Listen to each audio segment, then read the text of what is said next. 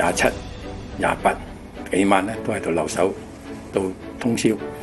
到天光，咁咧就到最後我哋29號係嘛，咁咧仲協助政府咧將啲物資再轉移。我哋挑選咗啲義工咧，全部都係要男嘅、後生嘅，即係有啲力氣咁啊去幫手搬運物資，同埋安裝嗰晚嗰啲夾板啊，係咪嗰啲屏風啊？即係將佢一戶一戶嗰啲人咧，初全部打屏風啊嘛，分晒地嗰度就冇咁方便啦，冇咁私隱啦啲人，咁咧即刻佢哋就喺國內咧就買咗啲嗰啲屏風翻落嚟，就將佢4個人喺張床度隔開，咁啲人就覺得舒服啲，私隱度就好少少喺嗰度，咁啊變咗咧就我哋都一路做到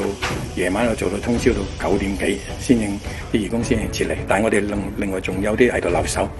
同埋報俾政府，我哋仲有幾多義工喺度，隨時可以聽政府嘅調派嘅，咁我哋已經係全力以赴，我哋即係做晒一切準備，聽候政府嘅安排去支援政府。